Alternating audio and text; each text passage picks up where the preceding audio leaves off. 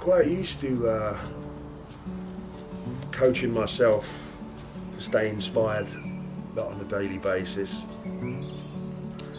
For me, like being inspired as well, it's not just about like feeling happy. That probably sounds strange, but it isn't. It's not just feeling happy that inspires me. It's more about manifesting an energy to create. And I can generate that via the low notes of life as well as the high notes. Like I said, it might sound a bit strange, but it's true for me at any rate. Like, do I want a life that's just flat, like neutral?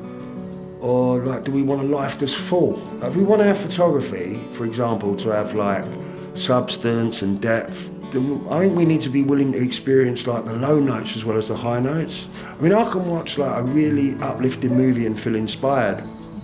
I can also watch like a movie about a tragedy or a person who's lived a life of, I don't know, like extreme polarities. Like they've struggled, like they've risen up only to fall down, or the opposite. And like perhaps they've climbed out of the trenches to do great things. Like the fullness of life, like that's real, like it's genuine. I want my photography to reflect like all of life's depth and complexity of experience, not just like a little part of it. It's like everything we consume, content we consume, informs our photography. I love to watch like good movies and good cinematography.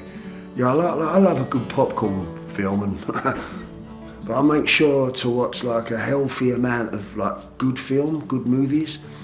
I love like the great cinematographers like, I don't know, Tonini Delicoli, who did all of the photography for like Sergio Leone's films, like Emmanuel Lubensky, who shot The Revenant, Children of Men, like a whole bunch of like other like really beautiful films, like Roger Deakins, Robert Richardson, who worked on like later worked on like the Tarantino's movies. I think in some ways film, like good movies, informs my photography more than even like other photography. As for photographers, like, I only look at good photography. I don't look at any wedding photography really. I say that in relation to me spending years shooting weddings as well. It's like there's one or two guys, but they're not really like wedding photographers. Like I consider them to be more like artists who happen to shoot weddings. Like there's not many like that I know, like Sean Flanagan, Fergieristi. I'm sure there's a whole bunch more, but I'm just not sure why I want to inform my wedding photography with the work of like other wedding photographers. Also, the books we read. I like to look at my photography in book form or prints. I just want it to have that grounding. It just inspires me. Like it slows me down.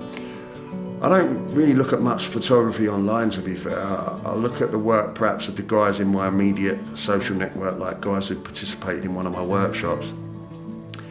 There's something about having that tangible physical object of like a print or a book that just facilitates me slowing down and taking my time and appreciating the photograph. It's like online there's just so much information coming at us.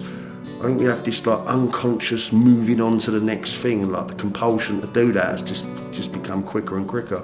We don't really take in what we're looking at. With like when I'm reading a book or looking at photographs, when I'm holding them, it's like I'm in the moment. Like I've created the space for myself, like to appreciate what I'm looking at. Do you know what I really like? Like I love characters. I like watching documentaries and footage and interviews and stuff of people have done great things and like reached the pinnacle of, I don't know, their field, whatever it is they do. I watched this old Marlon Brando interview last night, and it's just a guy, like this guy was considered to be one of the best actors of all, if not the best actor of all time. But it was just this like awkward character who got himself into these scrapes with producers, and in interviews he's quite awkward. Like what is it that these guys have? Like it's not just talent. Like a lot of people have talent.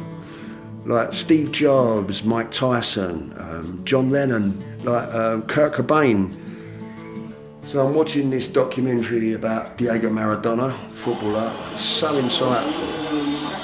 But just to get an insight into character, that's what I'm interested in. It's like, I don't know how that spills into my work, but I think it does. In some ways, there's a kind of thread that runs through the lives of all these guys. But whilst they experience like extreme highs and success as a consequence, I don't know, they almost seem to have this challenging sensitivity. I know it's like their gift, they've inherited that perhaps not of their choosing, and with that, I don't know, comes this sort of like a downside. You can't have up without down, right? You can't have left without right. You can't have happiness without sadness, I suppose. Everything's in relation. And saying that, the polarities for these guys are probably more amplified because their talent is so extraordinary. Their eyes are extraordinary, and as a consequence, their lows have to fall in line with that reality.